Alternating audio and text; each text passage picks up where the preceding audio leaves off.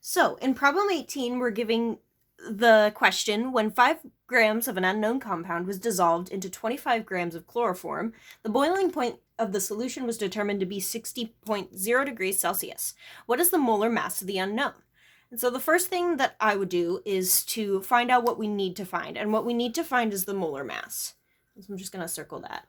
And then I'll start underlining all of the different pieces of information that we're given. So we're given that we have 5 grams of the solute, and we have 25.0 grams of the solvent, and then we're also giving this final temperature, 65.0 degrees Celsius.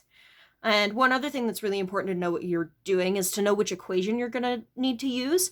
And so in here we can see that we're talking about boiling points, so that the equation that we're going to want to use is our boiling point of elevation equation, which is delta T equals I m, a little m, for molality, not molarity, and Kb. So then I'll come over here and I'll start writing down the different things that I need to know. And so I need to know I, and since we're working with chloroform here, which is, it's not ionic, so it's not going to divide up, and an unknown, we're going to make I be 1. Molality, we know, is the moles of the solute over the kilograms of the solvent. And we aren't given the moles and we can't find it, but we do have the kilograms over here. They give us 25 grams. So we can do a quick calculation to find that we have 0.025 kilograms of chloroform. Next, we'll need to know Kb. And so this constant here we'll actually look online to find, and Kb ends up being equal to 3.6 degrees Celsius M. Lastly, what we need to know is delta T. And so delta T can be broken down into the final temperature minus the initial temperature. And they give us this final temperature right up here, 60 to 65 degrees Celsius. And we can go ahead and look up the initial temperature, and that is of chloroform, which is going to end up being 60.5 degrees Celsius. And a really big thing we will want to notice is that these are in Celsius and we want them to be in Kelvin. So we're going to go ahead and add 273 to convert to Kelvin and wind up with 338 and 333.5 Kelvin.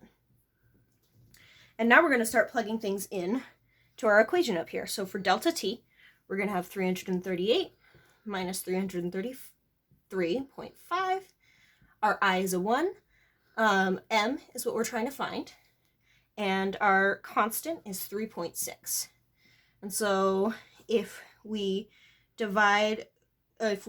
find this number and then divide by 3.6, we wind up with 1.25 is our molality. And so since we know one molality is equal to moles per kilogram, we know that we have 1.25 moles per 1 kilogram. This is still not our final answer though, because what we're trying to find is the molar mass. And so if we just think about what the molar mass is grams per mole of a substance. And so now we have the moles, we just have to find it based not on 1 kilogram, but on the amount of kilograms that we're given. So we're going to take that kilogram amount, 0.005, and we're going to multiply that by our ratio here, which is 1.25 moles per 1 kilogram. And that is going to spit out 0.03125 moles. And this is how many moles of our solute we have in our question. And so the last thing we just need to do is input these two for the molar mass. So we know we have 5